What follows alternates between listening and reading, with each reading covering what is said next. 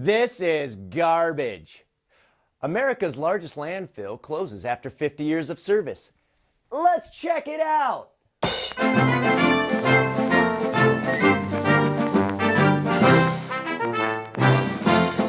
All aboard!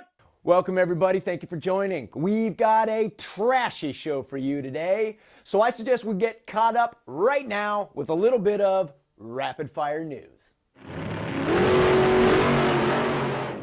Beijing prepares for short, sharp war with Japan. New Hyundai vehicle powered by poo. Indonesia announces world's biggest manta ray sanctuary. The FCC plans to police the newsrooms. Big banks are cashing in on food stamps. Oslo turns food waste into fuel for buses. Linking to free web content is legal, says EU court. John Kerry mocks those who deny climate change. They still around? Child abuse rises with income inequality, study shows.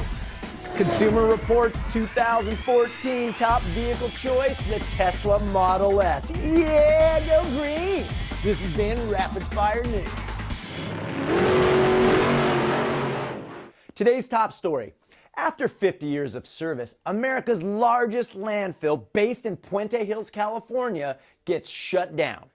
The landfill had grown higher than 500 feet.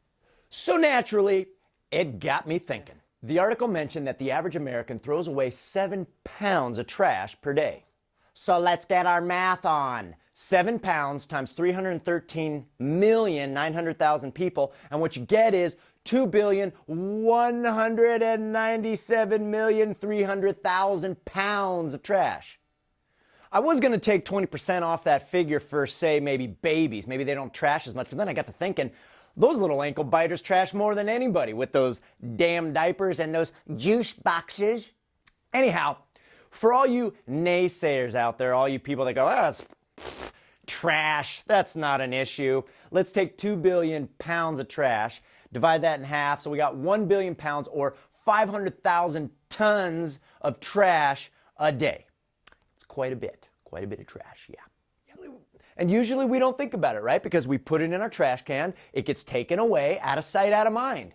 But it does go somewhere, doesn't it? One unintended place it goes is the ocean. Check out the Great Pacific Garbage Patch. It's this floating island of trash in the Pacific, the size of Texas. Let's throw out a little tip of the cap to all the sea life that are dying from eating it. Oh yeah, and I guess if we're going to mention that, we probably need to mention who eats the sea life. Food chain? So on that positive note, I did a little bit of investigative work and I sifted through my own trash. And the majority of it is all household goods. Handful of diapers? Yeah. So as I think about it more, is this what we want to do?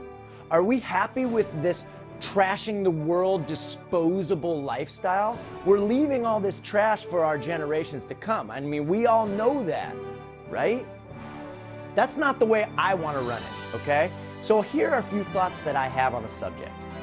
Every business and every household should have access to recycling centers, similar to the way they pick up your trash every week. Some places don't offer that. It should be mandatory. So on that note, shouldn't every bit of packaging be recyclable? I know that there's going to be a handful of people out there that are going to respond like, oh, that's a ludicrous. There's no way you could have recycling for every American on this great country of ours. It would cost way too much. You're an idiot. So my response to that would be, I'm sure they felt that same thing about the notion of running electricity to every house, running power lines to every light bulb on the planet. And I'm sure the same conversations took place when the horseless carriage got announced. People were saying, that's ridiculous. Nobody's going to want to buy that. It's going to be too expensive. Where are you going to drive it? Yada, yada, yada. Well, guess what? Most families have more than one vehicle now. Building code mandates that you have a special enclosure for each one of your vehicles, garage. There's roads that have been built that stretch to the corners of the earth. There's a special branch of the police, highway patrol, that are strictly there for vehicles.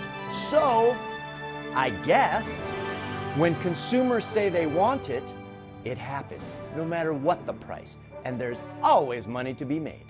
And I don't want to get too futuristic on you, but wouldn't the ideal future be you have your own containers that you take to the store with you to purchase your food and bring it back, wash it, and do that so you kind of get rid of a lot of the packaging issues? Similar to the way we use our paper bags. We reuse those, don't we? So at the end of the day, if we want to be good earthlings, there should be virtually nothing we have to bury in the earth because we can't figure out how to reuse or repurpose it. Right? Don't you agree? I agree, Kirk. Thank you. You can check out all these articles and many more at thekirkshow.com. Thank you.